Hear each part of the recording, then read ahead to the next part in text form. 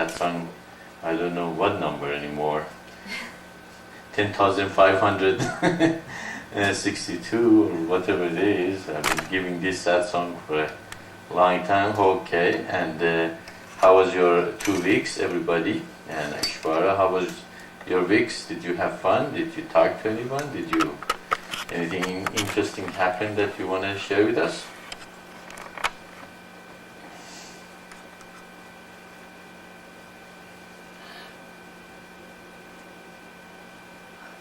Not a lot of interesting 2 weeks.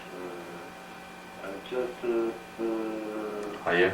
one thing, I thought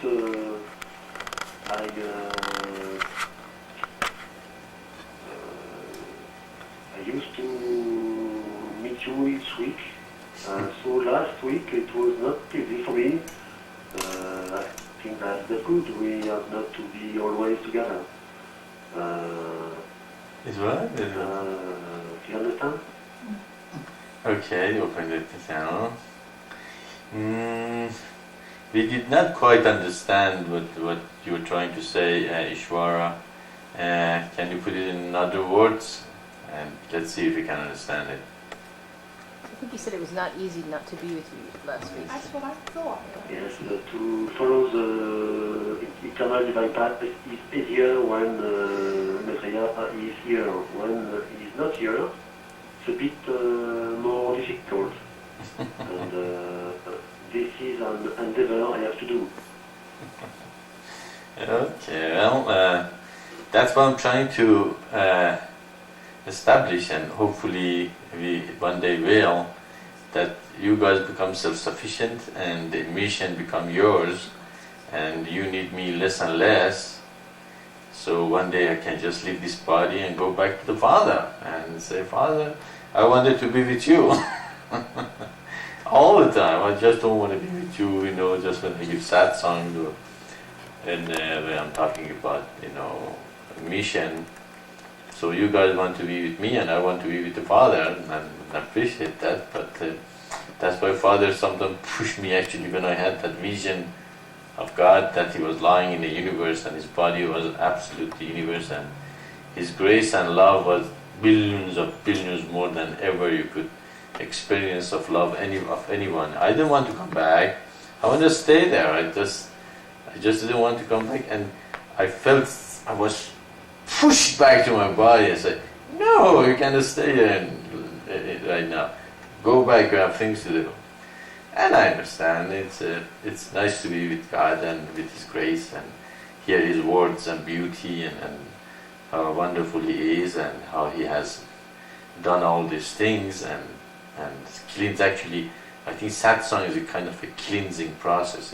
It cleans you. It's just taking shower. It's just you feel good. You feel strong. You're more connected to the mission and the world. And when you go to the world, they take away this string and beauty one by one. They chip that out away from you. And so it's good to be just like you're taking a shower. If you don't take a shower a couple of weeks, what happens?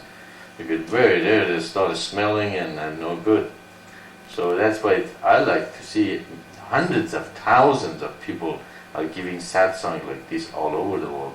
But of course, those who teach my teaching and they are connected to God, not teaching their own teaching and putting my names on them. And that doesn't work. That there are the false teachers and false prophets that they're going to make the people go astray instead of to go to God. But their teaching is the way to God, and that's what it has to be taught. And so, thanks for the feeling that you'd like to be with me, but I like to see you guys to become more and more independent and teach this teaching by yourselves out there. But when the people start getting attached to you, you say, I am not doing it, this is God doing it through me. And never ever create teachers or gurus or mullahs or rabbis or fathers or sisters or brothers, but you're all a channel for God, and let Him manifest.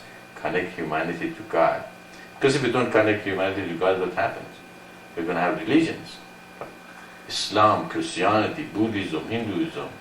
Who are in the way? The priests are. Those teachers that they say, we are lamas. We are our hat is red, so we are red hat lamas. We are better than yellow hat lamas. And on. And then they connect you to what? To themselves. They say, we are God, that you listen to us. Whatever we say is the truth. So what happens? Other people get connected to God? They don't. They get connected to the teachers, to the rabbis, to the mullahs, to the brothers, sisters, fathers. And that is when that truth become what? Become religion. Okay. Because people are not connected to God directly. And if such a teacher, you find such a teacher, say, sorry, Maitreya said I have to go to God directly. Can you take me there? Can you tell me something that help me to get there? Said, then I listen to you, and that's wonderful. And when you said enough, and you don't have anything else to teach me, I have to seek another teacher that can connect me even more to God. That's what I want to be. And that's so. I like to see you guys connect people to God more and more. Mention and bring humanity to understand that they can go to God directly, they can be connected to God directly, and you are just a channel, you are a helper there to help them to connect to God. So I like to see you guys become more independent from me, actually.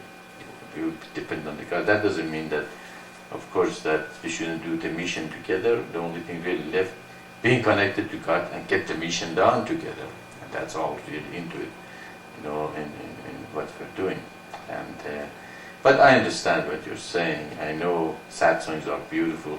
Actually, I feel more clean and more connected when I give satsangs, and just like it takes the world away from you, and it connects you directly to God more and more, and the world cannot get you as easily.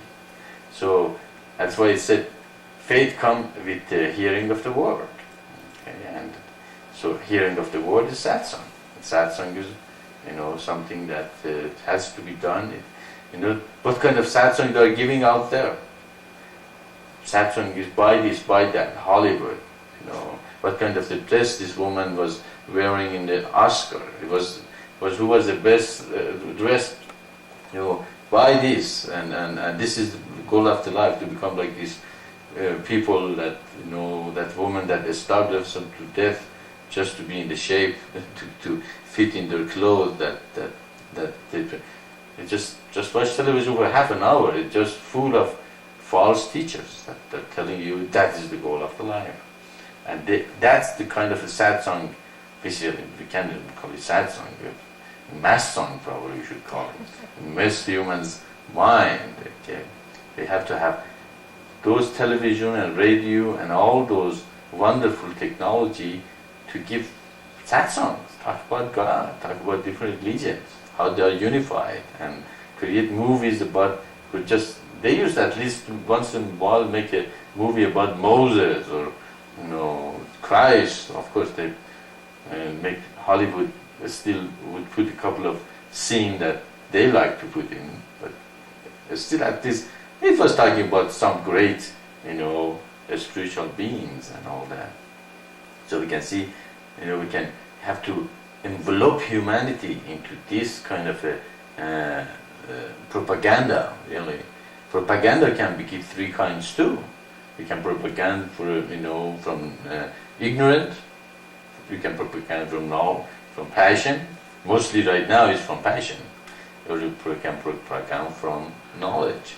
And propaganda for knowledge is toward the creation of the community of light, God, how He send these religions, how they are unified, how each of them stand for one part of the path, and I like to see our missions just being so strong in getting to the people. We can just get this message everywhere. That's why we use the technology. We not just go to the mountain and cover it ourselves. I think technology is being given to us, and God has given to us. Okay. Anything else? Does anybody have any question? You have 2 weeks to think about things, so you should have a lot of questions today.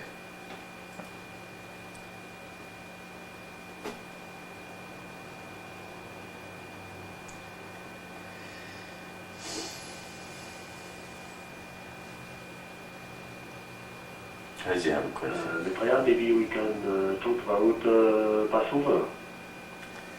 Okay. Yes, Passover is. Okay, first of all, Passover is going to be the 30th day of the March, and actually, in a way, you cannot exactly say what day it is. Usually, the night of the Passover is the full moon. That's what it Bible means. The first moon starts at the beginning of the year and count 14 days, and that is going to be Passover. So if we just count the 14 days, it's going to be 30th. But the true Passover, we have to know exactly when the full moon is going to be. So probably full moon is going to be a little different here in Albuquerque than in France, in your area. So it might change a little bit. So rather is correct that it's not that easy completely, exactly know when Passover starts. But the night that it's the full moon, that's when Passover starts, and that's what God meant. Both Passover and the Feast of Tabernacle start at the night of the full moon. So both of them are a little hard to calculate. So still, Radha did a good job with the calendar, and I appreciate what she did.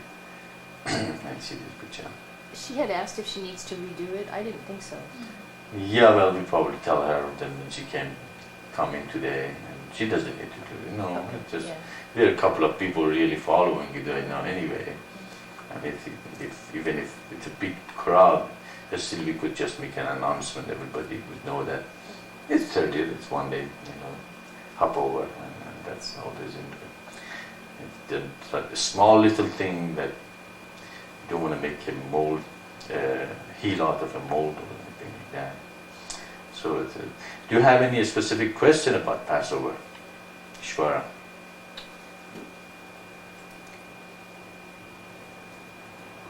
Yes, to show to God we are His children, we can put the good sign outside, isn't it? Yes, yes. God, when the first Passover started, God said, "Put the blood of an unblemished lamb on your outside door." And unblemished lamb, of course, we know that it was the symbol of Christ, and Christ came and was crucified, and that was the whole base of the Old Testament, of the coming of the Messiah as the Lamb of God, and the unblemished, faultless Messiah who came, and they crucified him, and that was the end of the shedding the blood of the Lamb. And even we see after Christ was crucified, suddenly even those rituals, everything went down, and even the Jewish people didn't follow them anymore. After 30-40 years, there was no such a thing anymore. So we can see the coming of Christ really finished with the lamb and killing of lamb and using the blood as the sign of being his children. And the sign of being his children in the time of the Christ was the cross. That the people following cross, that was the sign that they are the children of God. And the sign in the time of Prophet Muhammad was the moon and the star. That what do you call him? That Crescent moon. Crescent moon and the star in it. So those people who believe in Prophet Muhammad and believed in that thing, they will be children of God. And then of course came the 9 star of the Baha'is, and on and on. Now, of course, most of those religions, they were in the ultimate. All of them had their own ideas and or separate teachings, and now we came back to the original thing that God wants for humanity to do. And Passover and this holy days of God are the only holy days that God has demanded humanity to keep for Allah. For one generation, two generations, one religion, two religions, forever. So you have to keep them forever.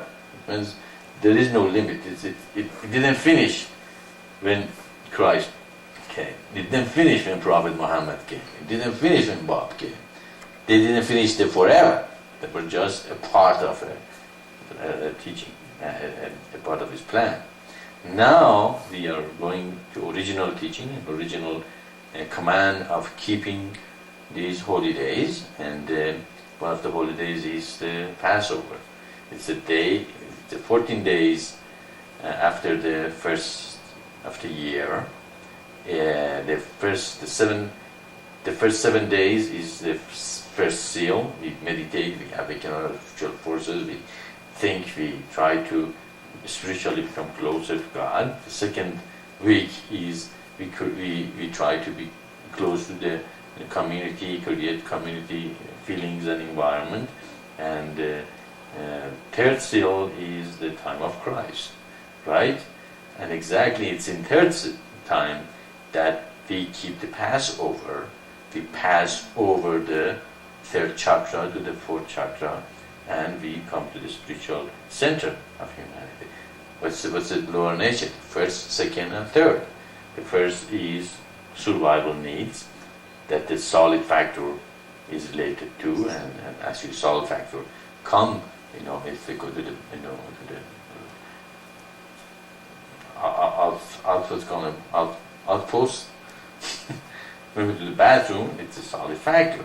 The second is the recreation, procreation, and recreation, and that is when the related to the liquid factor. When we go to the bathroom, the liquid factor. The third part is the power and domineering and dominating and the food. What does heat? Well, food needs to be digested. But how do we make the food more digestible? We cook them, put in the fire. Actually, a lot of heat is in our navel area, and it's that heat.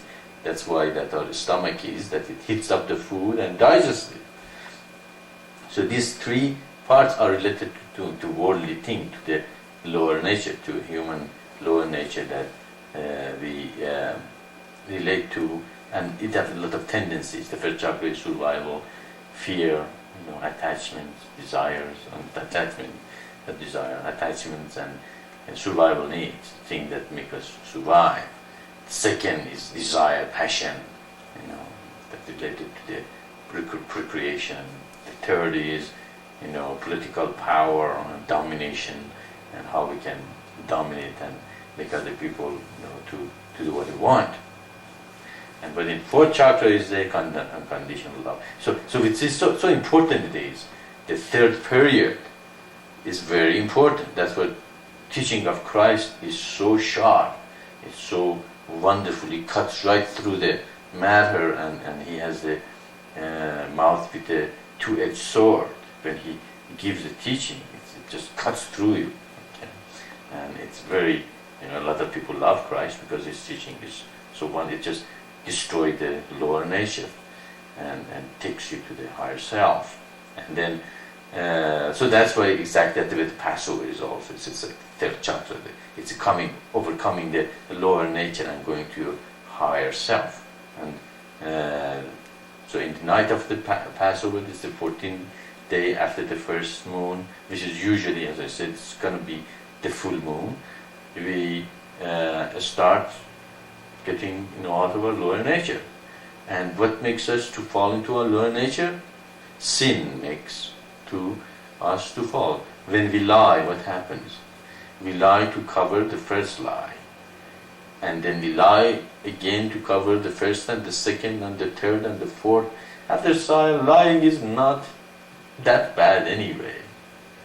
When we do, adultery or fornication, probably the first time is very bad. It feels terrible. especially if you're spiritual, you feel it's not a very good thing to do.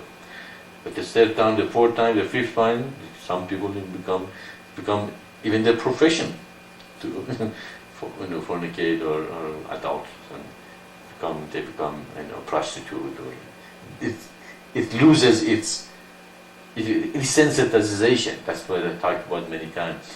These actions desensitize people. So the society says it's okay. After a while, what? It's okay. It's everybody does it. The kid says everybody lies, everybody swears, everybody does it. So it's okay. I do it too. It's not okay. God said don't do it. I don't care if the rest of the universe does. God said don't do it, and I don't, because that's what God said to do. Okay, that's why we can see in a Passover we remember how God saved the children of Israel. Okay? Children of Israel are the children of light. It's not a race, it's not a religion, it's not one people. It's whoever follows the eternal divine path and follows the 15th commandment and follows God's words. They are the children of God. If those who don't follow, then they're not. So that's why we have to make God to realize, or to confirm our oneness with Him and our desire to be His children of light. So we are the new Israelites, the children of light. So in that night we remember how He saved them. Okay, they are as a people are not a race, because they were later born in what? As the follower of Christ. They later were born of the follower of Prophet Muhammad. They are the chosen people. They have always been. As the Bible says, they have been chosen from the foundation of the creation. Okay, and that's true in a sense, because when every time the creation finishes, the next creation starts. Who starts to become the new teachers for the new creation? From the foundation of that new creation, these people who have reached to pure consciousness in the previous creations are what? Are the children of light, the children of Israel. So they will come, and how do you know them? You know them by their fruits. Okay, they give great fruits. Okay, they give. They are connected. They understand this teaching. They love this teaching. They preach this teaching, and they give fruits, and they say, wow, they are the children of God. They are connected to God. So that's why this night we remember that great epic of how the children of Israel were saved from the tyrant that had all the powers. He had all the army, all the chariots, all the arrows and the spears and political power and money, everything. But did the children of Israel had all that? No, they were completely, helpless and a minority in the ocean of a majority of Egyptian, and they were actually, most of them were against what Moses was doing, and they were saying, "You are destroying us. We had a better life before you came, and we we were doing just fine. Egyptians were, at least feeding us and all that." But Moses had to push them and pull them and take them away from that thing. And even some of them, they didn't listen to him and brought the jewelry with them and gold and all that, because they were attached to those things, and they thought that's going to save them. But we see that it did not save them later on. So that in that night we remember how we overcome the first three chakras, and it's in that week we put yeast and whatever make the bread leaven or rise out of the house. What is that to symbolize of? It symbolizes of the sin.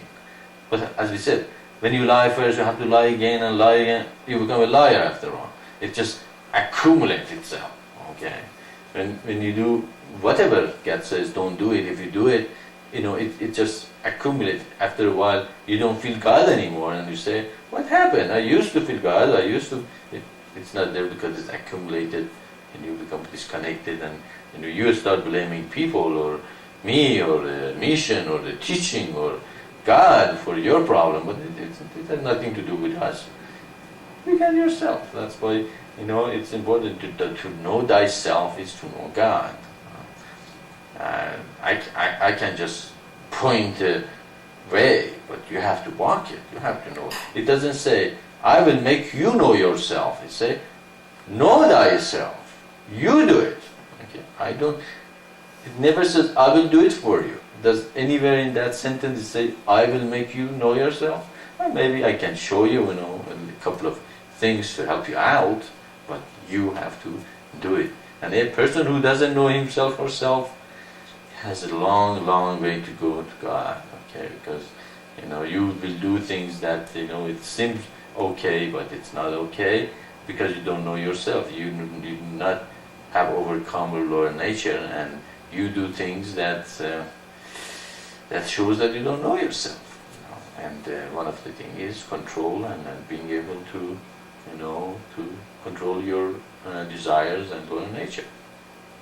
So in that night we come together, those who are the mission or those who are anywhere they gather together, they have dinner with one another and read the Passover Satsang, and they remember the teaching how the Israelites left the place and were saved, but at the same time how they resisted Moses. Okay. He brought him to the Red Sea, or Red Sea, whatever it was, and the Egyptian come after him. They start saying, you did to us, let's just surrender to them, let's just forget about what we want to do. And then he opens the Red Sea, or Red Sea opens, and he go there across the cross. They were happy. For half an hour later, they start again complaining, where is food, how are we going to drink, how are we going to eat? He just opened the Red Sea for you, and you just saw the miracles. Let's say again, it shows the miracles does not make a believer. You have to have it in your heart. You have to be chosen really to see this thing. But there are the chosen people out there, they'd like to hear these words. We haven't reached them yet. We haven't been able to get the mission in a place that we can present this wonderful teaching to them and see the unification of the humanity and the religions. So we have to do that. That is our job. That is what they have to work on. Forget about the small little thing in the daily life. That it's okay. Take care of them and forget them. Don't let them bring you down and drag you down. But be one pointed toward the mission and work toward that goal. So we can see Passover is a symbol of overcoming the lower nature and going to the higher nature. In that week we put the sins out, the leavened bread. We don't eat leavened bread because it's raisin, it's like a sin. And when we do it, it accumulates itself. And then we meditate more, we concentrate in the higher self, and in this week, eventually after the week is finished, we are going to be in the fourth chakra, in the higher self. We have overcome that tendency of lower nature. We are truly the children of God. And that night, instead of putting the blood of lamb on doors, we hang the great sign. So the Spirit of God walk around in the streets and say, look at that. That door has the great sign. They are my children.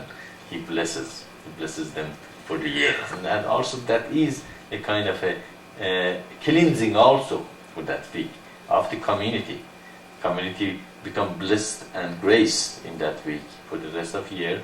And that's one of the things also we do in the night of the Passover. We thank God for all His blessing and thanks Him and ask Him to bless the community and our house and whoever is in it for that year. So good things come to the community. They might at the end of the year become a better community, stronger community, one community together. And so that is kind of a cleansing week at the same time for the whole community. So it has wonderful things in them. And do you have any specific question? Anybody?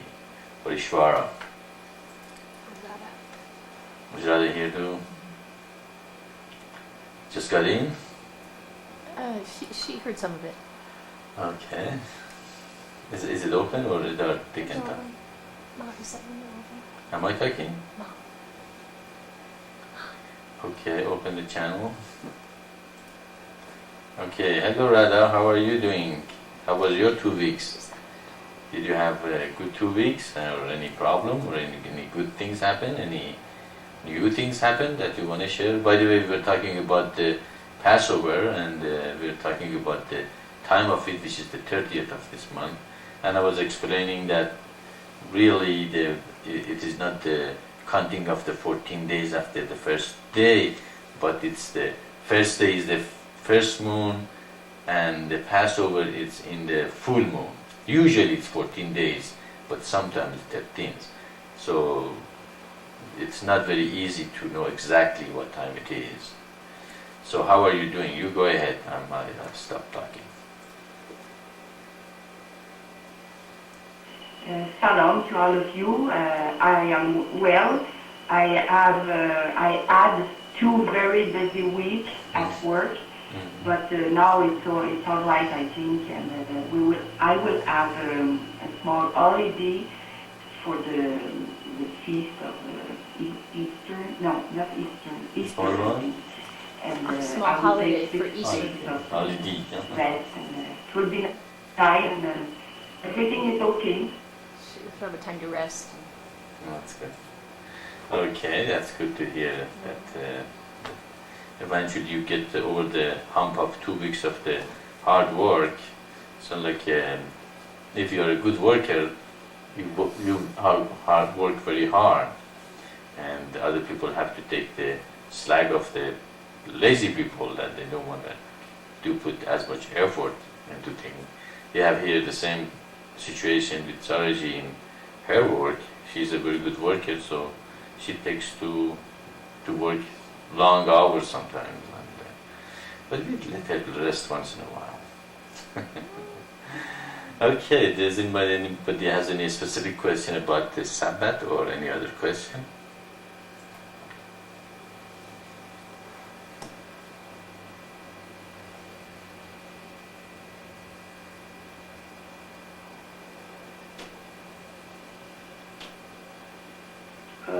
Maitreya, if I understand well, during the Passover, God killed the first son of the Egyptians.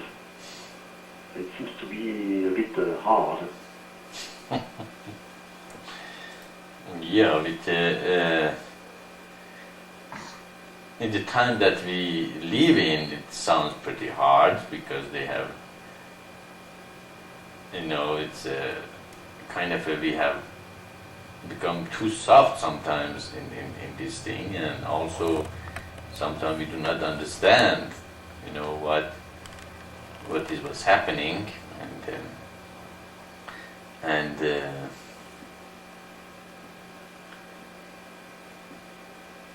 God was trying to show that the children of Israel have to get out of the Egypt. They have to get out of the lower nature. Egypt was full of, wealth and full of ungodly, work in them. Well, not ungodly, but if it's used for the selfish things, it's become ungodly, and that's why he wanted to get the children of Israel out of lower nature, which was Egypt in that time, to get to the promised land. And what's promised land? It's a higher self, going from the 3rd chakra to the 4th, 5th, 6th, and 7th. And in those chakras, who lives in those chakras? Bad tendencies that are like our first sons, that we love them, we don't want to let them go. What do we have to do with them? We have to kill them. Okay? We have to destroy them. Okay? Those are our first priorities. Our fears, our attachments, our desires, our wants, and all those things that is so dear to us. let them go? Are we easily let go of those lower nature and things? Do we, attach? Are we attached to them? Are we attached to our first sons? Yes, we are. We are attached to our sons, children, wives, belonging and all that. But are they good for us? If they are all in our life, that's all that is in our life, they're not good. But if God is first, then we can enjoy them at the same time, be godly while we have them. But if we are in our lower nature and our first priorities, as symbolized by the first sons of the Egyptian, then we are not going to let go and go to the higher self. They have to be, those Egyptians have to see the power of God, and also you have to kill them. You have to kill, not kill them completely, but to become detached about them. He didn't kill all their sons or daughters; he just killed the first one. And who made them anyway in the first place? Who made the first sons of the Egyptian? God give it and God take it. It's very as simple as that. There, and so it's not very harsh for just like you build a ship or you build a something, and you decide, well, I'm going to destroy it and build another one. Are you a bad person that you're doing that? No, it was yours. You built it anyway, and you can do whatever you want with it. So He is the creator. To Him, it just you remind me of Arjuna. Actually, Krishna took him and showed his real form. That people are destroyed, and dying and getting old, and are all rushing into the mouth of God, and they are destroyed. And Arjuna was very dismayed and said, I can't stand it. All this death and destruction and thing in the universe. But is it destruction bad? No. How can we build a better house over this house if we don't first destroy it?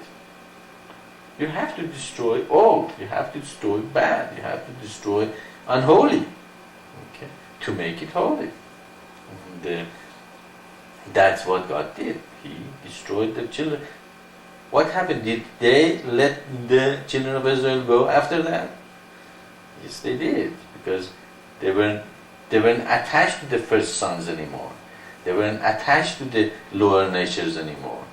They realized that the attachment is keeping them from letting God's will to be done. Egyptians were preventing the will of God to be done.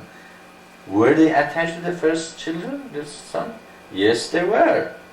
So by doing that, what happened to Egyptians? They let his children go. And where did the children go? To their higher nature. They went to the promised land. Were they ready to go to the promised land? No, they were not ready to go to the promised land.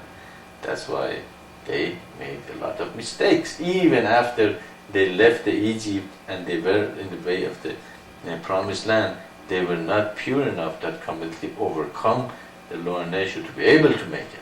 So going to higher nature, it's a very powerful, symbolic story. How you have to get rid of attachment. You want to go to promised land. God gave you to promise you're going to go to higher nature and promised land. But is it easy to do it? First, Egyptians are not going to let you go. Egyptian is what? It's the symbol of the world. The world is not going to let you go.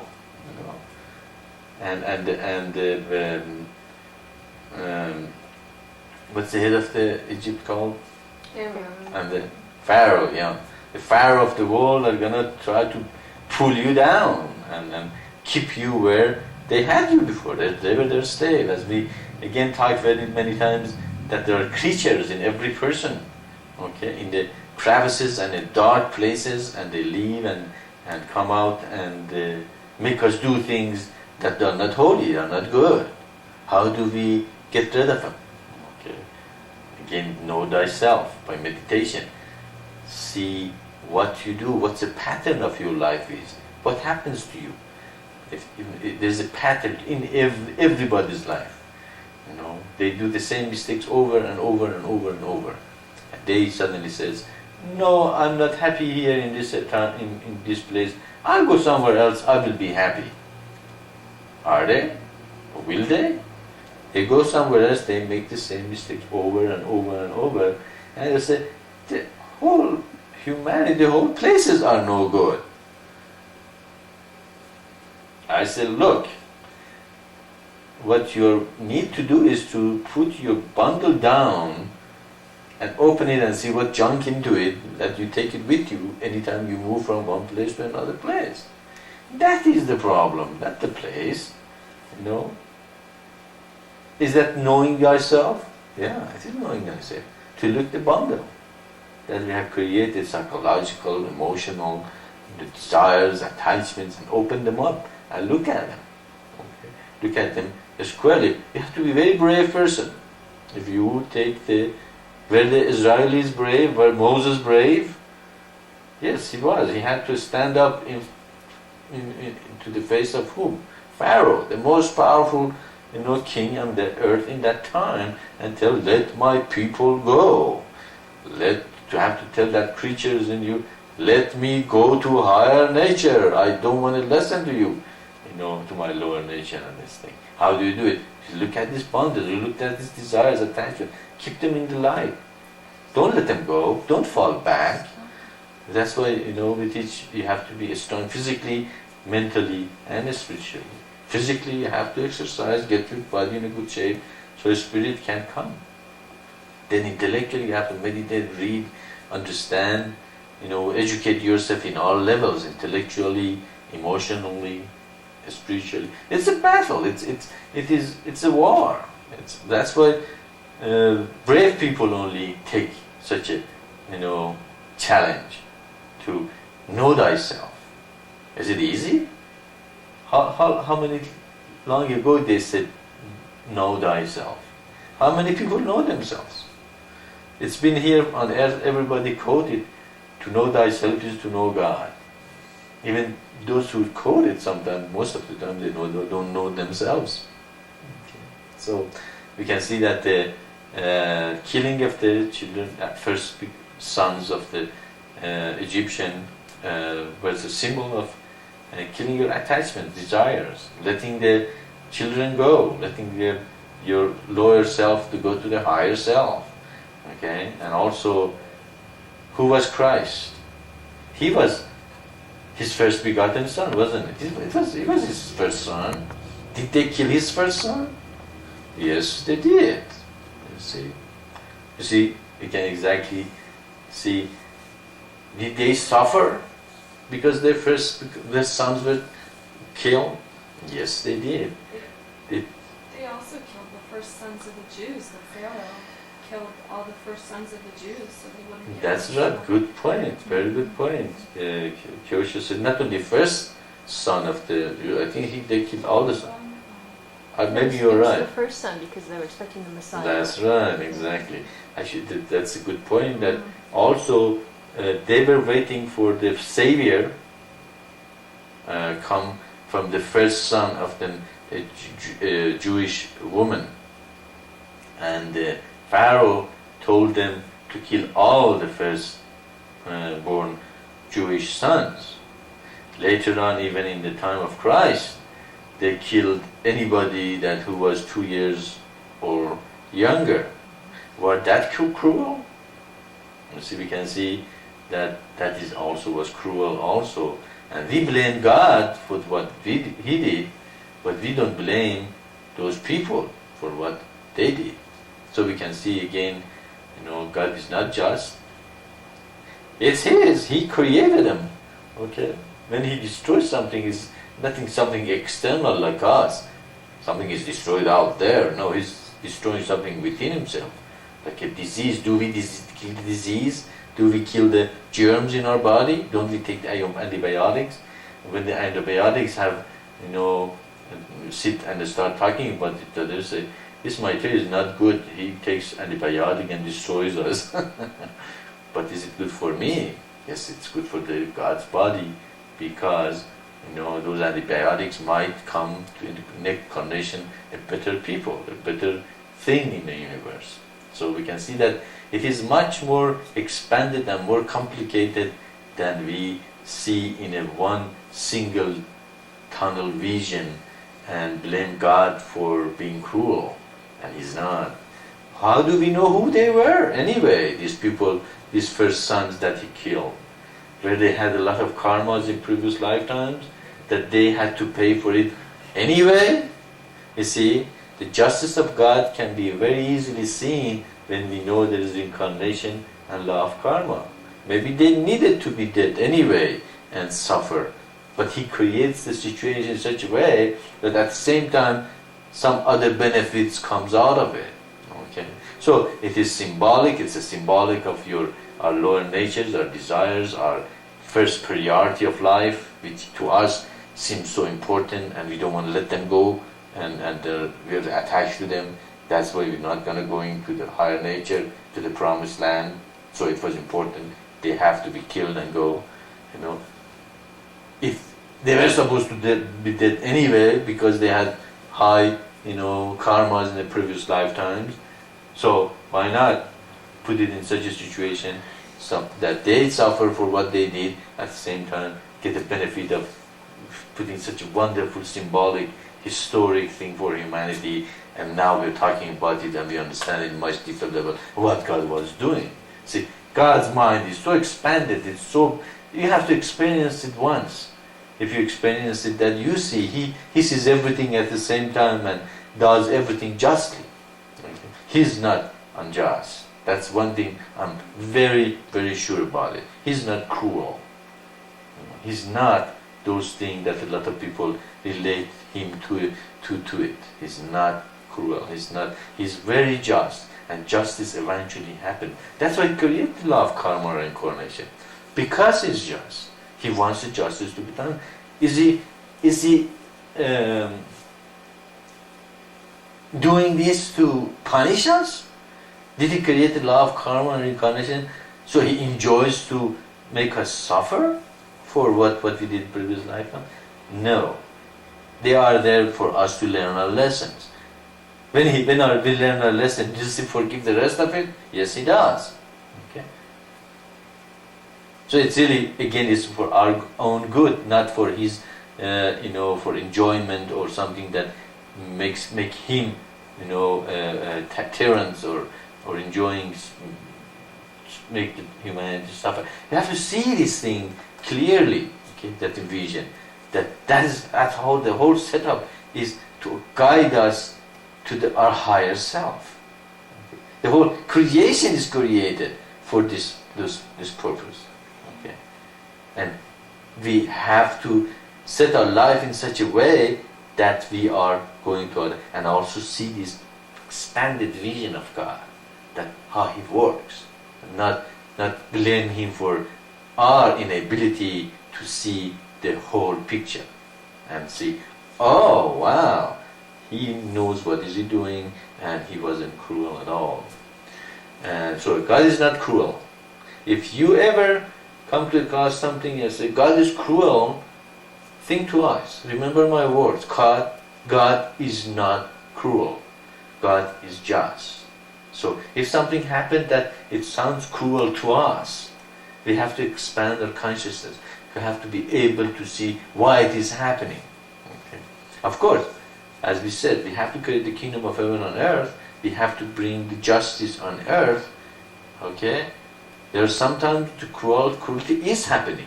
Okay. When a dictator is cruel to other people, the people who believe in the wrong definition of the reincarnation and the law of karma, they say, well, it was their karmas. No. How do we know it wasn't the first time this dictator is doing this to the innocent people? The dictator is creating karma, but those innocent people are being, for the first time, exposed to the cruelty. But that's why it's so important to create the communities of light. It's so important to create the kingdom of heaven on earth. It's so important to create the justice for the whole humanity. And then if somebody, fell from the mountain and died, we can say, oh, maybe that was his karma. He had to suffer because he did some cruel. And also in the just world, do we create more karma or in the unjust world? We create more karma in the unjust world. Because I say, if everybody does it, then I can be cruel to other people too. Because everybody is cruel to me. Why not? Let me be to. Am I creating the bad karma? Yes, you are. You don't have the escape of it. Because you also are cruel to other people. So we can see that as we create a better environment for people, there's less karma is what we created, and the less we have to go through all these things that seems to us cruel, but it's not. It is a law that is taking shape and place on earth. Does that make sense to you, Ishvara?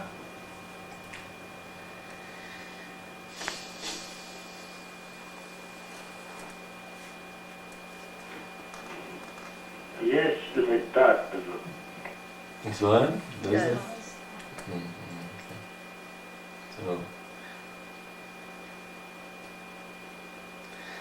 okay, any other questions or any follow-up or anything you guys want to discuss about the same matter or want to put some input in it? Good input though.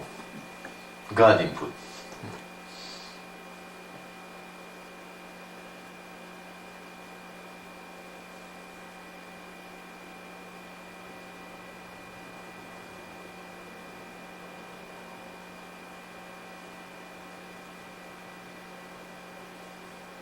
You guys don't have any questions at all? No? You guys think about the satsang at all? Maitreya, Yeah. Yeah, go ahead. yes, I would like to understand why not all the humanity will be saved. Why there are elected. Maybe a lot of people are wrong, maybe we are wrong too, but don't you think each one will be saved and will be in God's love and in pure consciousness? Okay. Well, remember when the creation starts, there is an original energy that is released, and this energy is not forever. This energy one day will subside and finish, and the universe fall back into itself, and will stay there for billions of years until the next creation will be created. So that's why in Hindus philosophy that they say there is a periods of God wakes up and the periods that God falls asleep. Okay. Now imagine that creation has started this time.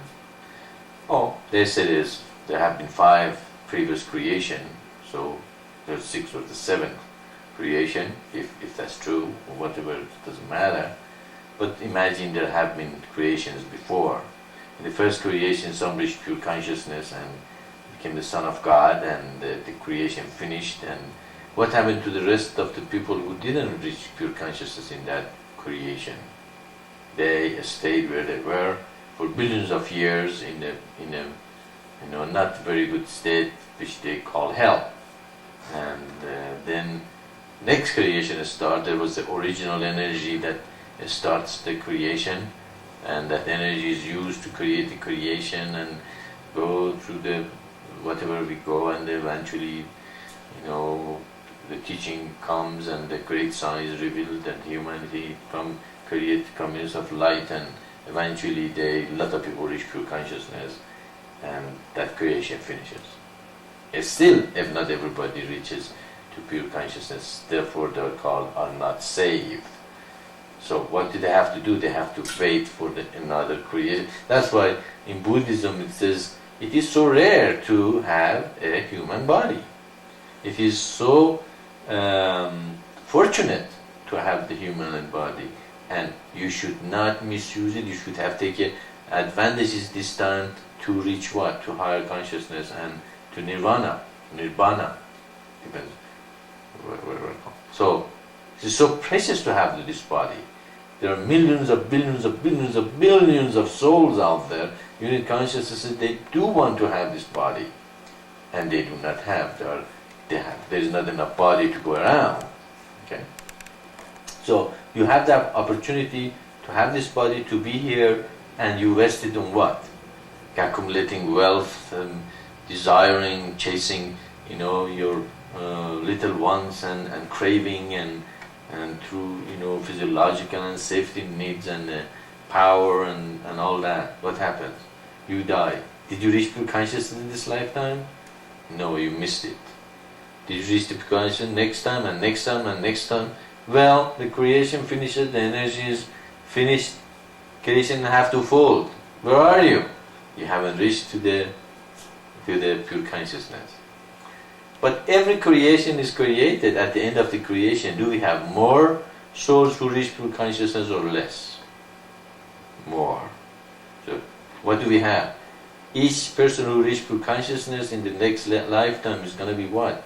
Those who have been chosen from the foundation of the creation to help the others to reach higher consciousness. So each creation, we have more people reach pure consciousness, and in every creation we have more workers, and in each creation more people reach pure consciousness.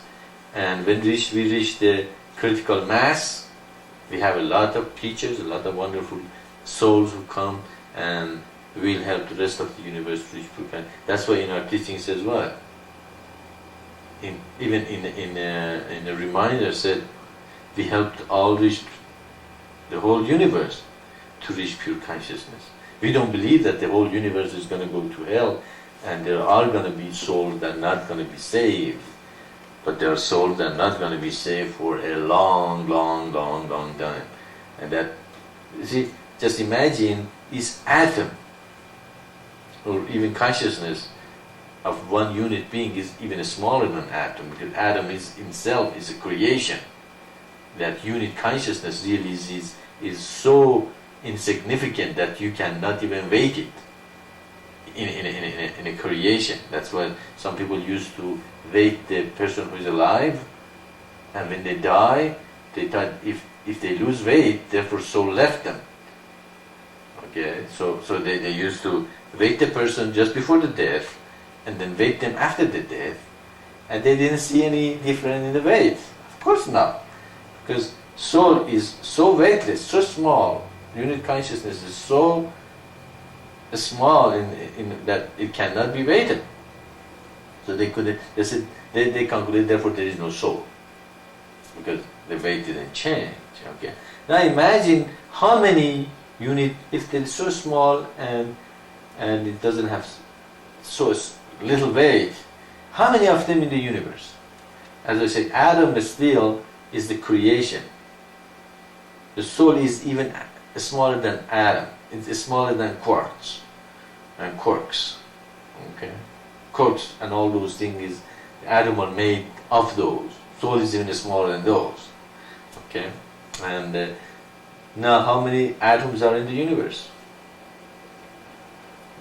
Billions of billions of trillions of trillions of trillions, just infinite. We cannot even imagine. And all these unit consciousness have to reach pure consciousness. Do you think it's going to be reached pure consciousness in one creation?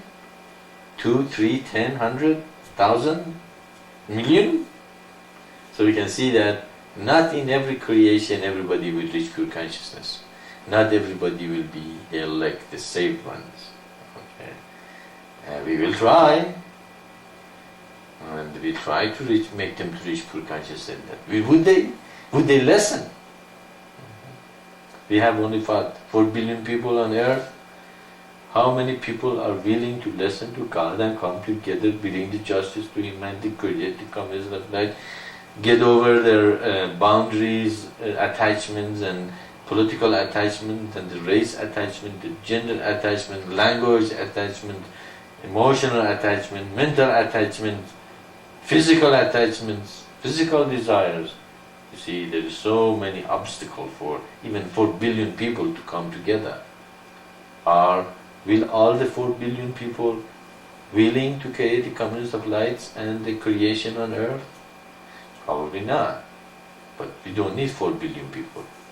We need 144,000 dedicated soldiers, dedicated people who will bring millions of others to this conclusion that we are one earth, one humanity, and we have to create the community of light and accelerate the progress of human physically, mentally, and spiritually to the highest level.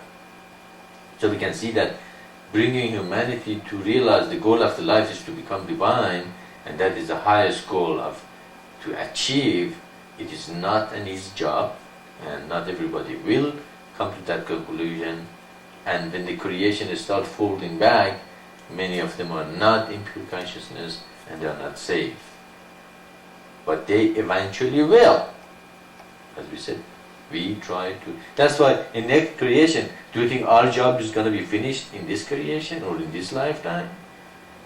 No. We will come back, keep this Satsang over and over and over. We receive this body, we leave them, we come back, we will. That's why, as I said, if you have a choice, if you come to the mission and say, well, I can do something else with my life, then you're not for this mission. I believe that those who have for this mission, they have chosen from the very beginning of their life. Okay? They say, well, that's what it is. That's all there is into for me. I'm going to do this mission. That's my life. If it's not your life, then you have another life to go and pursue it. But if this is your life, then we have to get the humanity going. We have to come together. We have to forget about the lower natures and little things and do it. That's been, I was telling people over 20 years, and that's fine. Eventually we get, even if we get few people to understand this, that's great. We will do it. And that's why the foundation to bring humanity and the rest of the universe to pure consciousness is eternal divine path. Okay. Creation of the communities of light. Unification of religion, unification of humanity, unification of earth into one wonderful, just place for everyone to progress physically, mentally, and spiritually. And then if something bad happened to them, then we can know it was their karma. But we cannot have all these separations and destruction and disunity, and then still say, well, this is their karma. We don't have to worry about it. But humanity will get to that point little by little. We can see most of the people are realizing that there is only one earth. There is, we cannot be separated, and all that. So, answering your question, you can see that in every creation, not everybody is going to be saved, but there are going to be many, many, many creations. In each creation, more people are going to reach higher consciousness, and eventually everybody will reach pure consciousness.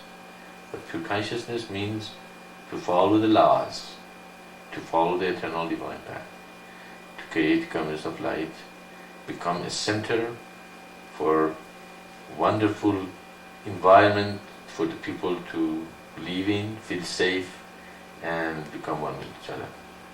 Does it make sense?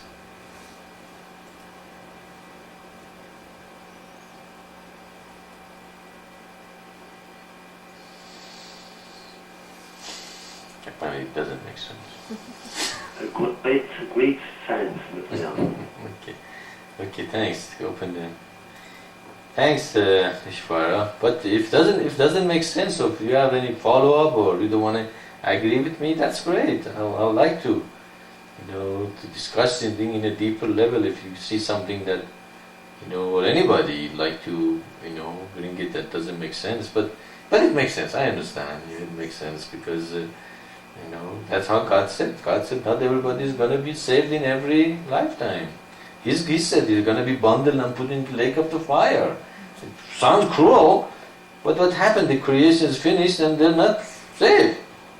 Nobody can do anything about it. They're going to stay in that stage for the rest of that creation. They're going to be in the lake of fire. It just makes sense. It's not a... God said, know thyself. God didn't say, I'm going to make you know yourself. It's really up to you. It's how much is up to us. You see? It's not up to God. Those teachers that say, oh, don't worry about it, just believe in such a thing, you are saved, and this thing, it is wrong. It's not scriptural. It's just know thyself. Okay? Be still and know that I am God. Who's going to be still? Am I going to make you still? Or you're going to become still yourself? It says, you do it. Be still. Be still means you become still. You do it. Being a stillness. I'm not going to do it for you. I can show you. I'm telling you, the only way to know God is to be still. A person who cannot be still can know God. He says, no, be still. So, be still means what? Meditation. Okay. Be still and know. You do it. Know thyself. Thus God says, am I going to make you to know yourself? I'm going to give you the tools. Meditation, fasting, prayer, chanting, reminder, and all those things is for what? To get you away from the external world and make you be able to... Even creation of community of light, a part of knowing thyself and becoming still. Because in the community of light, you don't need as much stress as... we have less stress in this household than those people out there, that two people living together or one person live together with a couple of kids.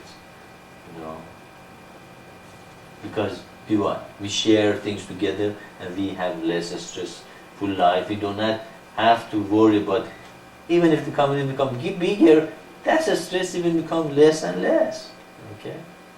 We were discussing about older people that my mother, Sari's mother, and other people's mother, or older people are getting old. What do? They're worried, they're afraid. Who take care of them? Who's going to be in the communist life? Are they afraid? No. Because in the communist life, the children are taken care of with the older people, and older people taking care of with the younger people, and the younger people know that when they get older, people to take care of them, and the younger person feels safe because there's always people around to take care of them. It is a wonderful, stressless environment. Okay? And how can you have a deep meditation when you are in a stress, when there is no stress in your body?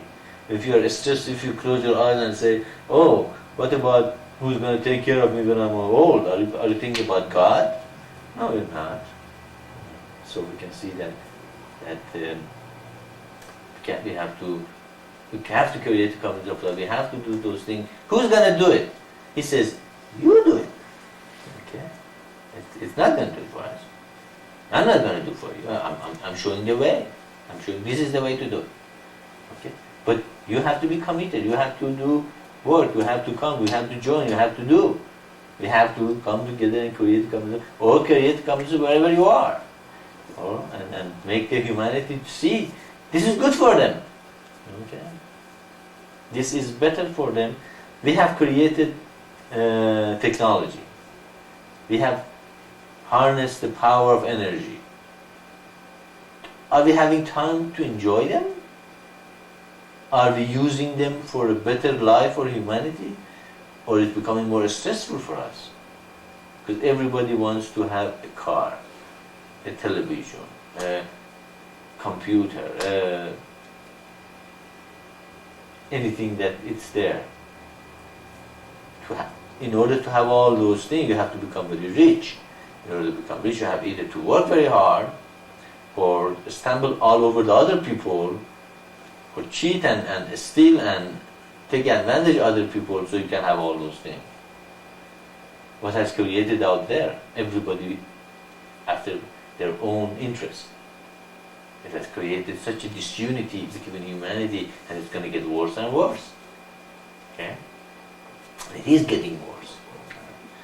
I remember when I came to this country, they were much more nicer. People much more nicer to you than now. They're getting, very materialistic, very self-centered, very rude sometimes, and the service has gone down, and it's going down every day. And the whole idea is how I can get rich. nobody else. But if people start sharing with each other, do we need that many television, 2, 3, 4 television in a household? Do we need that many computers or cars or just like and even so a lot of people are going to be in very stressful situation, have very little and less, and a lot of people and a few people are going to have a lot, and that's exactly what the ideology of the dialectic materialism was. A lot of people are going to become poor, few people are going to be rich, and that's where the revolution starts and all that. But you don't have to do that. In the communist of light, okay, we don't need all that stress and thing. We can use the technology that God gave us to create wonderful community which is connected. Just like now we're connected together. We're lucky, one community. These guys are in Quebec and France, but really we're one community. We're right there together. So was it this possible 30 years ago? No. So we can see we can create communities connected with technology and wonderfully, sharing and helping. And okay, if some person in France wants to come live in Albuquerque, there's a community already here. They can jump to join here. Somebody from here wants to go to Egypt, they can go and live in Egypt. There's a community in there. So wonderful world. That's the vision I have. That's the vision that I can see, that how stressless communities of light can be, how open it's going to be. There's no boundaries between nations. Of course, that's going to come very gradually. You cannot open the nations right now because the difference is so high that it's going to create a havoc. But little by little, create a world that's more equitable, more stressless, and also reach the space, reach out of space and bring more, resources for humanity. There's infinite energy out there in the universe, and we are sitting on the earth, and just like an ocean of energy out there, just like the bird who is sitting in front of the lake and he's not drinking the water because he's afraid if he drinks the water and it's going to finish, and then what he's going to do if there's no lake anymore? And he eventually starves of death because he's afraid if he drinks a little bit, but he can drink a lot because the lake is not going to finish while he's drinking. He even doesn't know that the rain is going to bring more water, and on and on. It's just like us. We're sitting in the brink of the universe with infinite energy. We are fighting with each other over a little oil somewhere in a part of the earth. So our visions are small, and it becomes smaller the way the society is going, because everybody's going to be more afraid of the physiological and safety needs, and they're going to be more stressful and become more cruel to one another. But by sharing and creation of the community of light, all those things can be lax, and our children are going to have a beautiful environment to live in. Our older people are going to have a place to be taken care of. Our younger people, some of them can work, some of them can stay in the community and take care of it. And we can see that in that environment, everybody are well taken care of, and there is no stress. Then you can see, this is the way. That's God has given you the way. This is the way that you can be still. This is the way you can know thyself. Okay? These are the tools I'm giving you. But being still and knowing thyself is up to you. I can create community of light. But if you don't want to be still, if you don't want to be meditating, if you don't want to know thyself, I can do nothing about it. Okay? It's up to you. I'm giving you the tool, I'm giving you the path, I'm giving you the way. But it's up to you to work. It's the eternal divine path is given to you. Are you walking it? Are you becoming it? Are you meditating, waking everything? Are you creating the community of light? Are you creating the pure environment?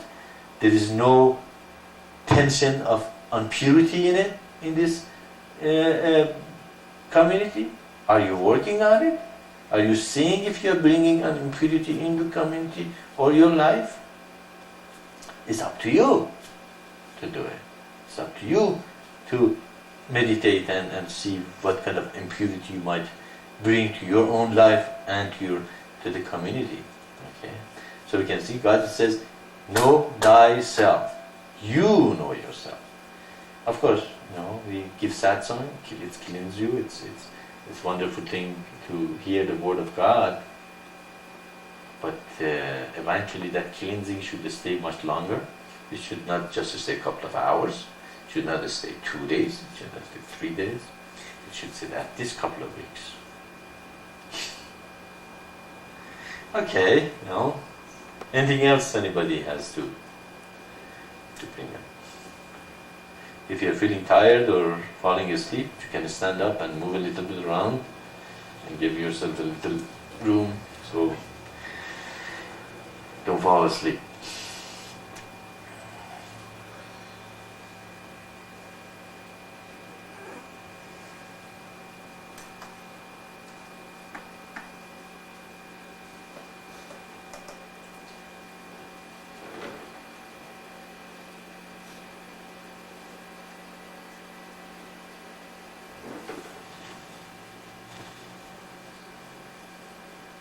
Can they talk?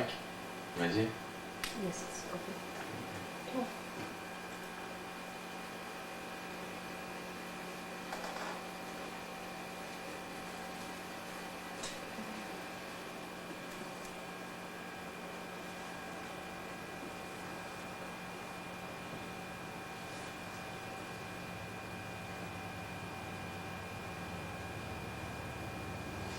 Okay, open the channel.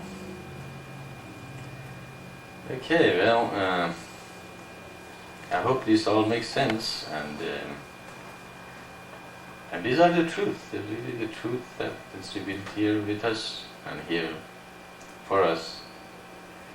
And as I said always, if you do not agree with me, or you have a question or anything that doesn't make sense, I would love to discuss it. And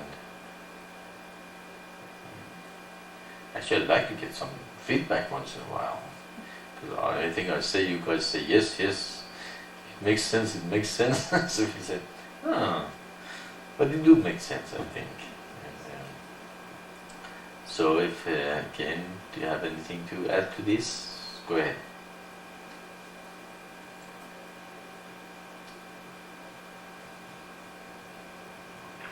What happened? You started talking and then you stopped. Kevin. You started talking and then you stopped. Here we go. Here we go. Maitreya, can you hear me? Open the channel. Oh, I'm sorry. Yes, I can hear you. Go ahead. About this question, But what? it's About not this to question. be finished soon. We have still a long time, I think.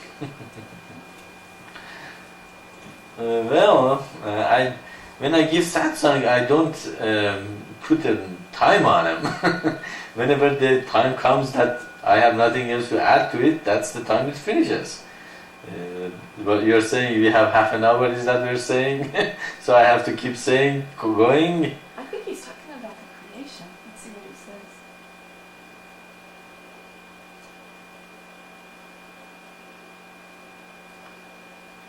Okay, to open it. Is it saying?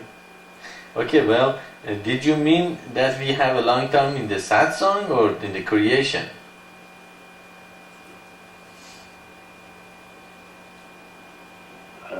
In the creation, this one, which we are.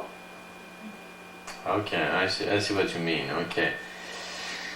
Okay, well, to us, you're correct. To us, it's a long time before this creation being, finished. But for God, it's not. It's not very long. Okay. In our timing, yes, it sounds like wow, a couple of billions of trillions of years is a long time. But for the being that has been here forever, it's just like a blink of an eye.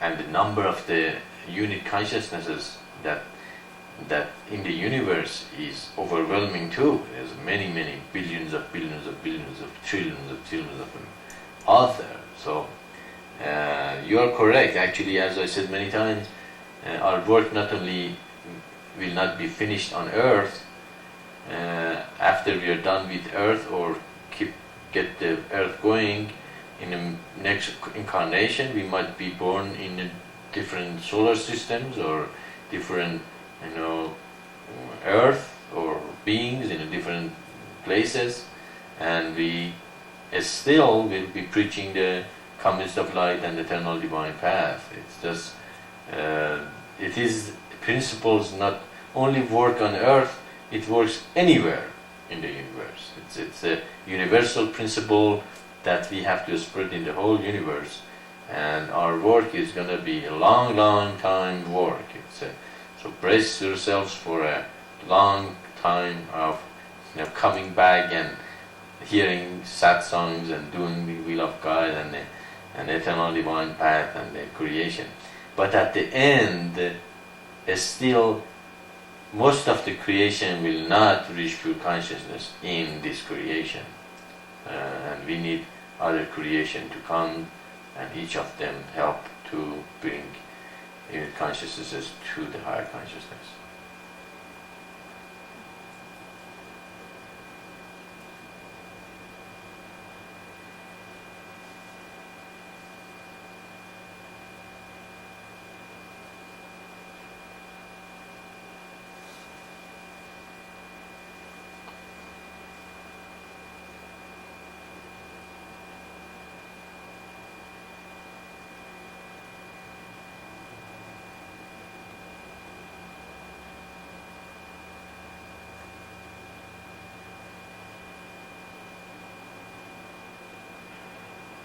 Maitreya, you think that our site is okay now? Alright? Our site is okay. What Have you you mean? seen, have you Oh. seen that? The website. The website. Yeah, okay. Are you open? Yeah. Okay. Yeah, well, is the website okay? Is it okay? Is that what you're saying? Or are you? Maitreya.org is now dwelled. Okay, alright. Oh, okay, great. I didn't know. I was this morning and it wasn't okay yet. But yeah, we had the problem with the registering it with the internet. Apparently, somebody wanted us to give an authorization, and our new host didn't let us know until 3 days ago when I sent them an email and asked them, what happened to our registration. Then they send us an email that we have to send them a letter and authorize them to transfer the name to that new server. I sent them an email, it took 2 days, nothing happened. Then yesterday morning, eventually I got in the phone and the email, and for probably 3-4 hours of calling probably 15-20 places, eventually got them to move, and last night they eventually sent me an email that was asking us that yes, we want to do this. And I sent that email, and I thought they're gonna do it this weekend, and apparently you're saying they have done it. So it was a big ordeal. We get that registration going, and I think the resistance was from the previous host. They were trying to create problem, not to let the name go, and asking for permission and authorization. And I'm not very pleased with the corp site at all. I'm little unhappy with them, and not a little, a lot. So they were not very nice to us at the end of the thing. I think they didn't think that we were going to move, we were going to cope with them. But when they did that and deleted our website and said our website was the reason for the crash, we moved out and went to the new provider, and in an internet news groups, and from the people in the new host, I asked them if using front page 2000 will create crash, and all of them says no, it doesn't. And we had the problem with the corp site. I don't think they know very much about the NT and the FX, front page extensions and all that. We always had problem with them. In the new server, we don't have. As we said, the search in the corp site wasn't working, but in the new place it's working. So they didn't know what they're doing, and the problem of crash was their own problem and their own doing, and they didn't know. They don't want to blame themselves, so they were blaming us. And I told them, they have to look into their own system, in their own staff, and find the problem there. We had nothing to do with it. So, but they didn't like, and also I treated them if they don't, help us to get our email and all that, we're going to sue them and hire a lawyer, because the thing they did was very nasty and very damaging to the mission.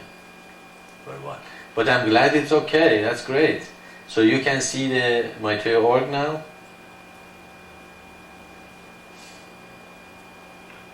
Yes, and the athletes are running very, very well again. That's good. Okay, that's great. How is the speed? Is the speed okay to you? Wait, let's see. I guess he's still talking. Here we go. Okay. Okay, I was asking how does the speed looks like to you? Is it speed okay to you?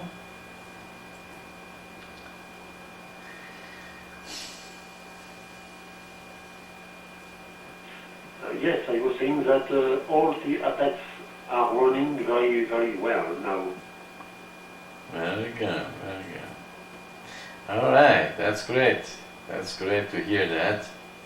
And that is the way life is. You have to be after them. You have to be persistent and insistent to what you believe. And we believe that what we teach is correct and it's for humanity. That's what that website has to go on. Okay? And because that is one way to reach humanity, and we do have around 20-50 people, visitors a day in that website.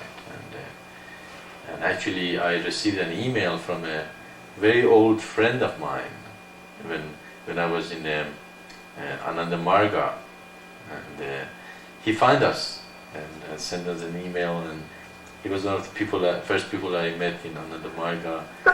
He was a full-time worker in Ananda Marga and he was in the process when I joined Ananda Marga first time in Scranton, and he sent us a letter and it said he's going to read Aldo and he enjoyed our website. So we're finding friends, we're seeing people going to the website, reading the thing, but I'm amazed why they don't join the conference, why they do not come. I guess they're not called for it, so we just have to do our best. Also the CD-ROM, the glossary connection to the words of the Do, it's in a T now, probably pretty soon, in a month or 2 months, something like that. Maybe Do is going to be ready, and probably we can make some CD-ROMs that people can look at them too. And we do tape these satsangs also, these Saturday satsang. We take a movie out of them, so we're going to have a lot of tapes pretty soon made of them, available to the people who want, if they want to do it. So we are doing our best here, and all of us have to really get this mission, spread all over the place and reach in a greater degree to every corner of the earth. And if you guys have any suggestion to improve the situation, I'm all ears.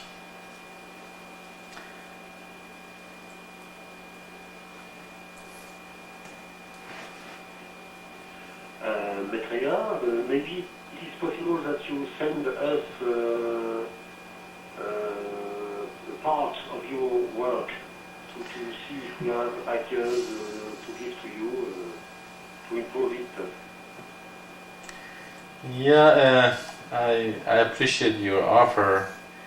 I think I'm gonna stay with doing it myself, because some of those words has double meaning sometimes, and the way to connect them is not just to connect them. Sometimes I don't connect them because the meaning in that sentence is different than what most of the people will think it might mean. So I think I'm gonna go for the rest of it to prepare it in this time. But after it's out, I probably can give you guys different portions and you can go over them. And if you can see anything that needs to be improved or thing like that, then we can probably get some input from it. And it's almost done also, it's not much left, you know. And also I'm enjoying it. So, okay. Is he talking? Can we talk? Mm-hmm. Yeah, wait, now he is. Okay. Maitreya, the proposal was not about the teaching. I know you know the teaching better than me, sure, but maybe technical considerations may be useful. Okay, yeah. Well, I didn't mean that. I know more teaching more than you. He's still talking. Okay, let's go then. Okay. Okay. Sit down. Okay. Okay. Yeah. Well, what kind of the help can you give in the technical level?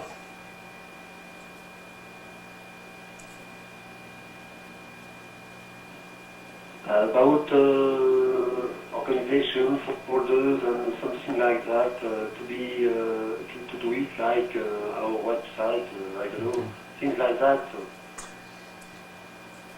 Sure. Actually, yeah. Actually, website is yours, you know, and mostly that I said, you know, you are the person who's doing it. But the problem is, I registered it. There wasn't anybody to register it, so I did it. So Internic and Corpsite and 9net, all of them, they have me as a contact person. And that's what, when something happened, they get in touch with me. We can change that if you want. Do you want us to change that and put your name as a contact person? Then they're going to get an English problem. Yeah. I don't want nothing, I just want to be useful, that's the mission. That's not, I was saying maybe with... Does he know? Maybe he can study about making CDs. Does he know about that? Can you hear me? Yeah, we can hear you. I just said yes. You can. We can put your name as a connection. Then I realized then they're gonna have a problem with English. You know, talking back and forth with you. And also, one thing we are studying right now is to create CDs, and we probably have the resources to do it now. I am studying the how it is done, how it is best done.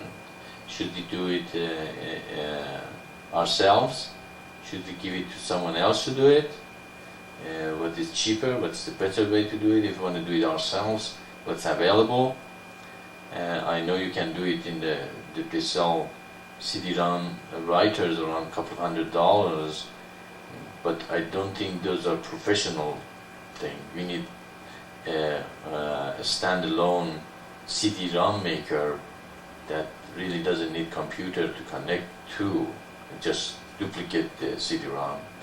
Also, we have to put some print on the CD-ROM itself, just the great sign or a logo on the.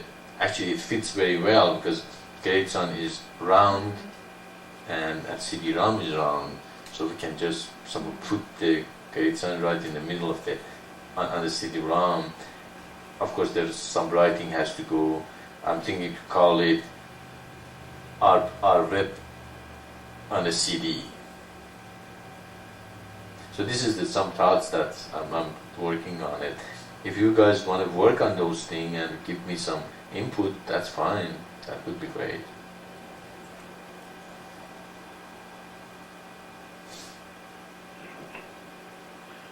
Maitreya, maybe it would be interesting that we put on this forum our address, maitreya.org. To run? Our I was thinking on the cover. Maitreya.org. Okay. Oh, okay, yeah, that's a good suggestion. You mean just write where our website is, address. That's good. That's probably we will do. We will probably write something so like our website on a CD, and then we can write something like, if you want to contact our website, contact Maitreya.org.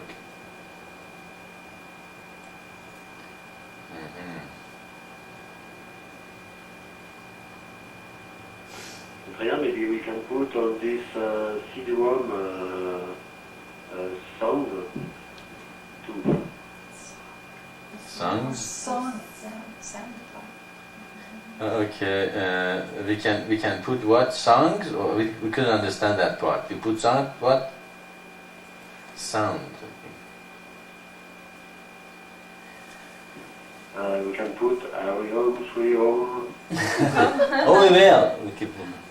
Yes, we will. Actually, we with the camera we will probably have the service, the whole service into the CD-ROM, and probably if we can have enough time, even put probably some of these portions of the Satsangs. That's what we have to buy a software card Premiere from Adobe, and a couple of other software that we can edit these movies that we are making here and put some portions into it. So that's why, it's a lot of work. It's going to be a lot of work to be done. It's not only but you have to be here really to do this thing. You have to be here to take the picture of the Satsang. The service, the order of service. You have to be here to work on those software. Maybe you can help in the part of editing the movies.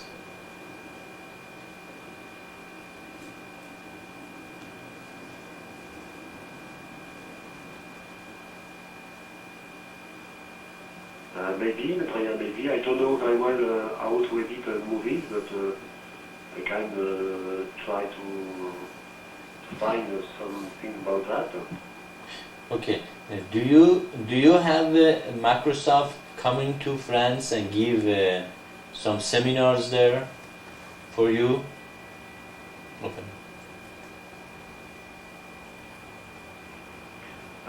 Sorry, Maitreya, do I have water? I said, do you guys in France, does Microsoft come into some close by and have seminars? Maybe Brady can translate. Huh? Yeah, maybe seminar. But in France, it's seminar, isn't it? Please, please, can you help me?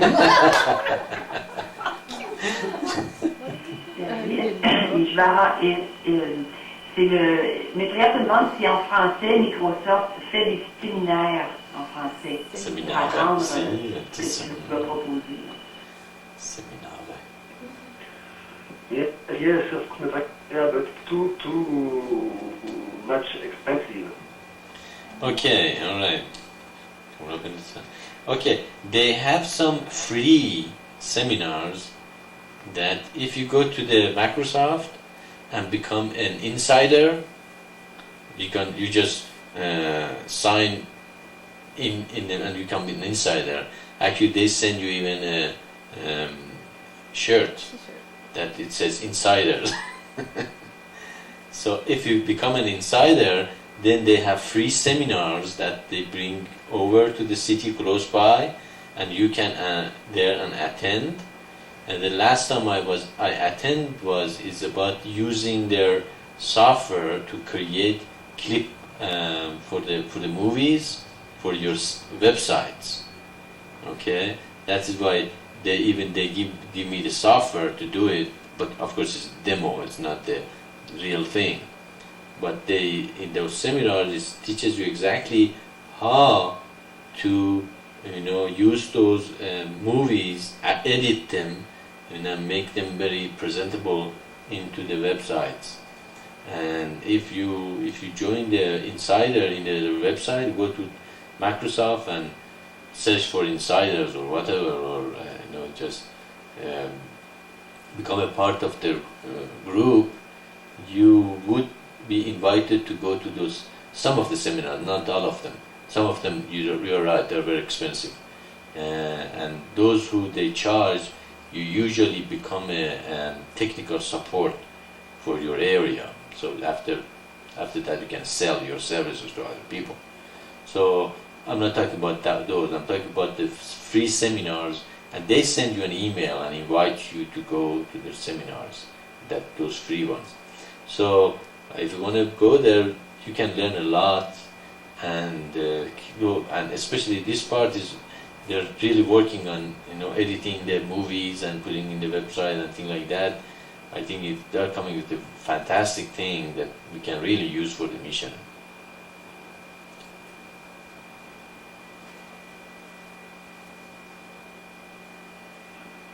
Yes, Maitreya, and how can we be free? How can we become a new insider? Well, I have done that around a year and a half ago or something. I don't exactly remember how it is, but I think if you go to their website and probably search for insiders, probably it's gonna give you some a pointer how to do. What you do is you register with them, and after you register, you become the insider. It's not a very big thing to do, and then they invite you to go to their seminars and attend their presentations. I remember it wasn't very hard at all. Also you can become I think you can become a kind of a I don't remember what they call them, but if you put some of the product of Microsoft in your website, you even become closer to them. They're trying to get people, to support them and help them and things. So, for instance, when I put that logo of the Internet Explorer in the first page, then I went to Microsoft and said, well, we are, showing your logo in our website. So they upgrade me to become one of their, not an insider, but person who knows technically is a webmaster, something like that. So they send me even more email and more information about what kind of things they do. So you can do the same thing. You can go there and tell them that you put those in the website, and either you can just direct them to our website and say they check, they have somebody check it apparently, and they say, oh yeah, you have it there, and you can become even. So they have a lot of things that you can use and join.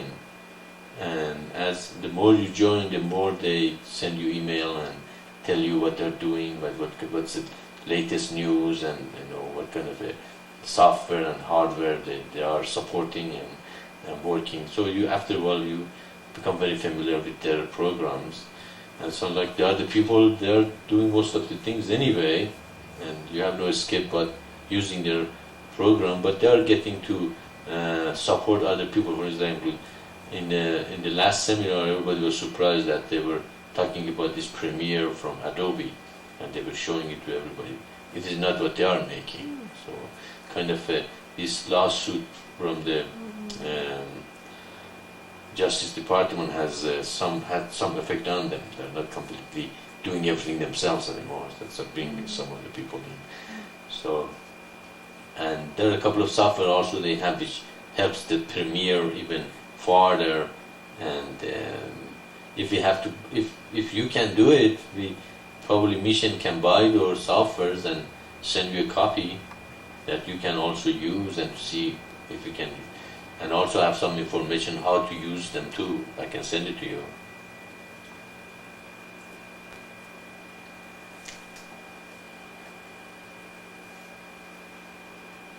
Yes, Maitreya.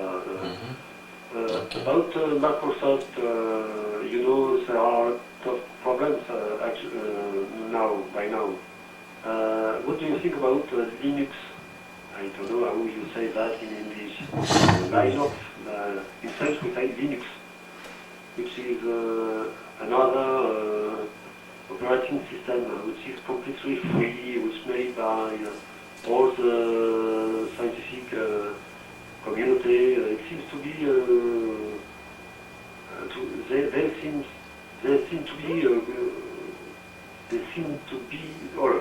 they seem to have good ideas in this kind of groups.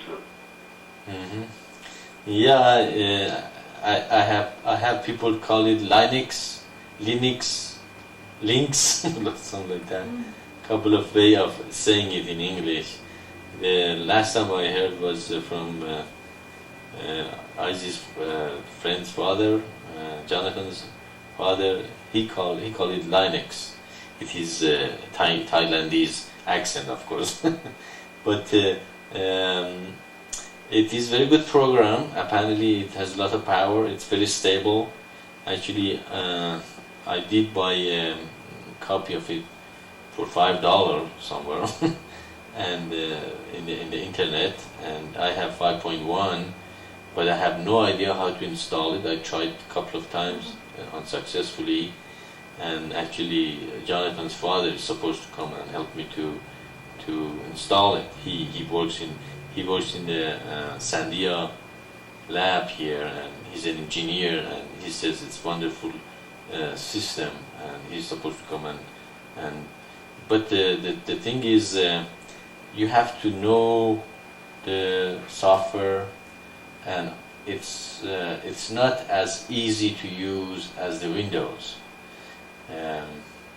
I personally like a program that I have to learn as little as possible, and it works. And I am the only person around here beside Izzy which is getting good at it too, that have to fix the computers and know how it works, and probably Ma himself needs a full-time webmaster to take care of her computer around here.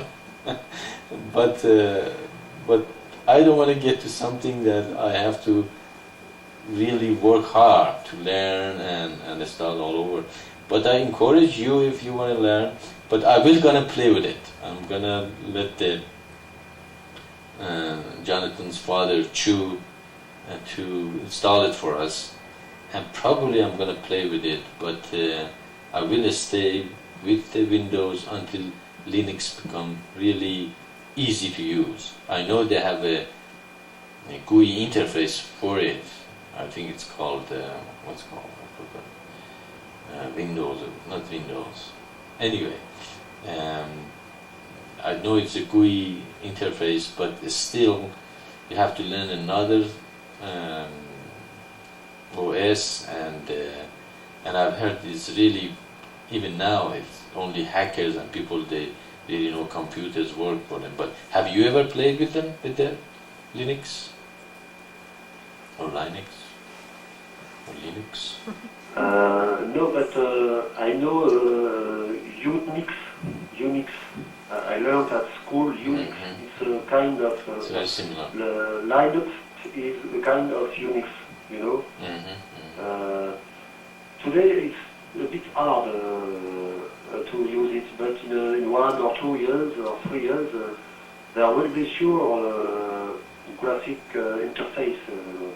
So it will be more easy to use it. Yeah, you're absolutely right. It's very much like a Unix. Linux is exactly like a Unix, but it's free. Actually, they have a window or GUI interface for it called, I just remember it's called X window, which if you install it, makes interface look like exactly like, just like very similar to Windows. So you can just click and go different places. But it's a completely new program. So I've never really worked with it. But I said, I will let Chu, when he comes, he's in Thailand, if he gets time, and he promised he's going to install it for us. So after install it, probably I'm going to work with him for a while to see how it works. But I don't think that the Linux has as much support as the Windows have right now. And most of the people connected. But there is a movement among the other companies like Adobe and Sun and a couple of others that are opposing the Microsoft. They are starting to support the Linux very hard, very in a way that they want to create a second choice for people. And actually, the person who wrote the Linux is working in California right now, and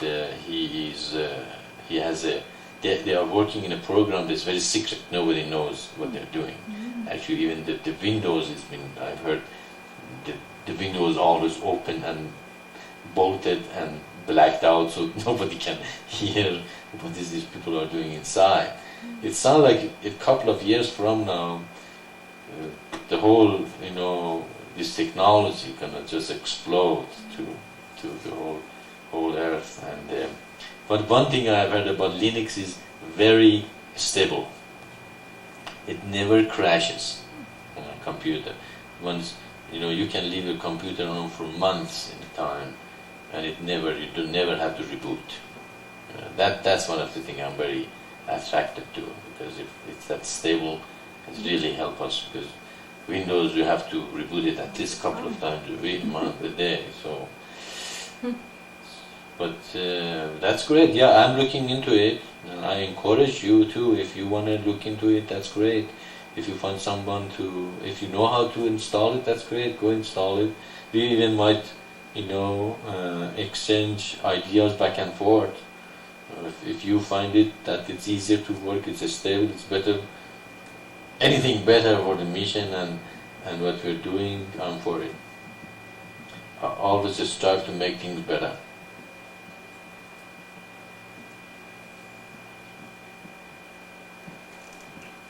Yes, it seems that if you see the ideas, spirit behind Linux is more near to the mission than Microsoft, which is a big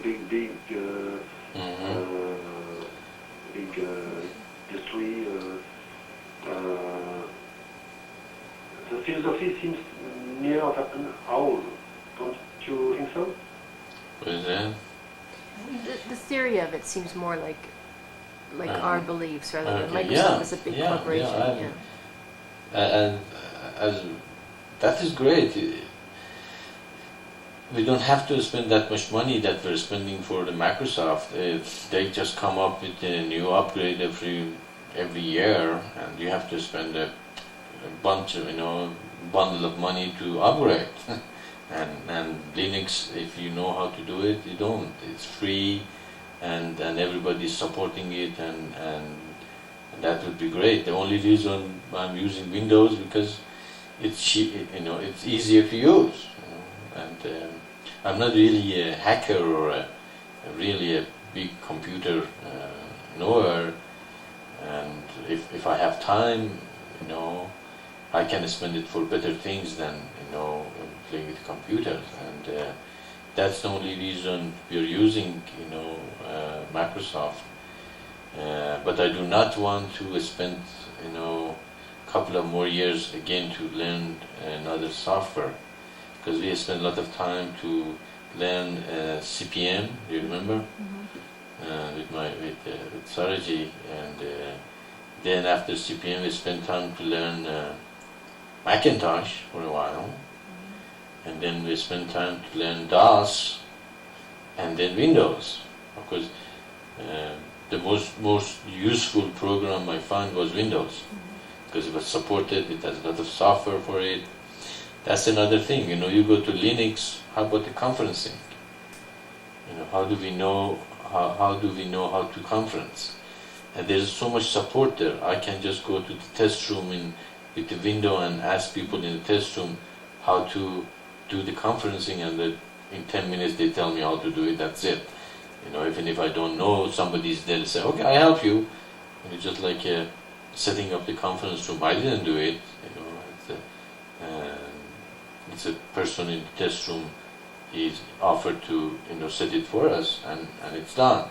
But in Linux, unless it's really become a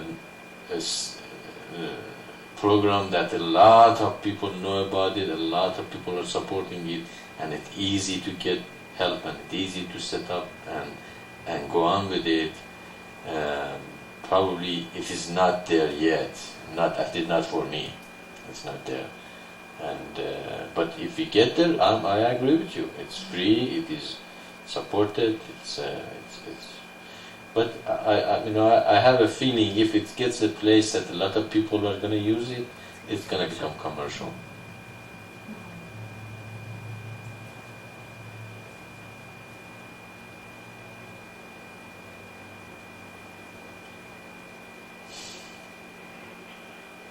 Maybe, Maitreya. I understand you have not to learn a new operating system, sure. But maybe I can try to find the best way to spread our teachings technically. Front page have instructions which are not compatible with others. Browsers, no, that is not good. You understand what I mean? Yeah, actually, it just occurred to me that is great if you can start with the Linux and become good at it, and I stay with Windows, and I'm gonna play with Linux, but I don't know how deep I'm gonna go with it. But eventually, you become so good at Linux, we don't need Windows anymore. We can just drop Windows and go with the Linux. That's great. That sounds like a way to go. Especially he knows Unix already, so it'll be easy for him. Okay, Maitreya, I will try to know more about Linux, and I will be able to speak about it later. Okay. Do you know how to install Linux?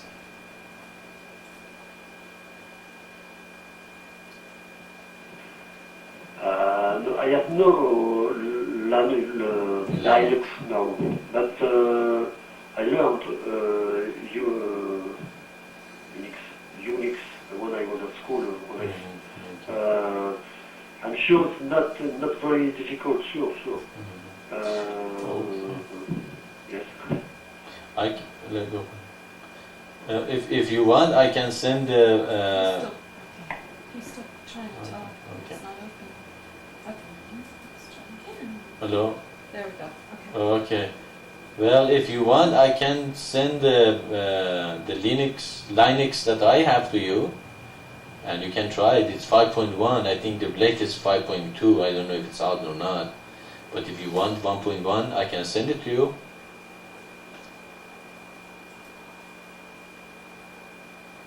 Or you can download it. Yes, it's a good idea, I think. Okay. Okay, you got it. It's in its way.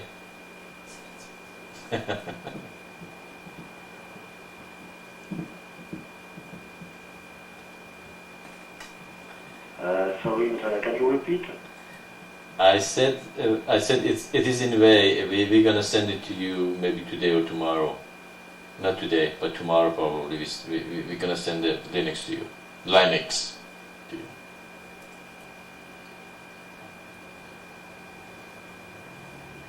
Okay, thanks.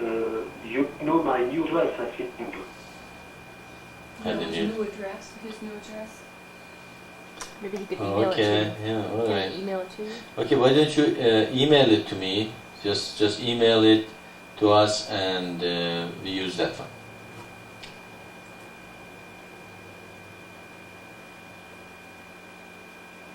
Okay, Maitreya, okay.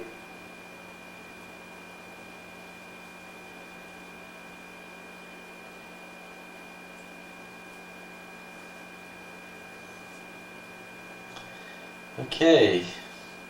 Is there anything else? If there isn't, I'll say quiet couple of minutes. And if there's nothing else, then we bring this satsang, and there's two things we can talk about: God and worldly thing that keep the mission going. Okay. Two things are not idle talk. So we talk about the God a little bit, and we talk about the worldly thing a little bit. And if anybody has anything, come just join in. Doesn't, then I come in a couple of minutes.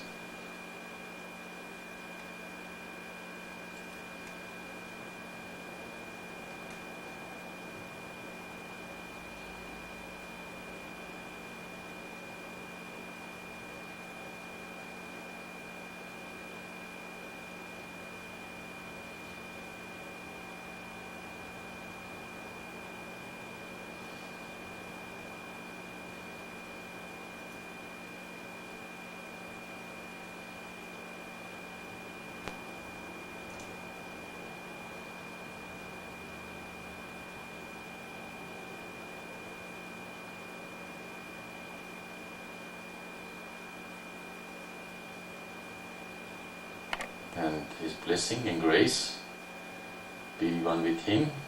And remember that He is always with you, never leaves you, never present.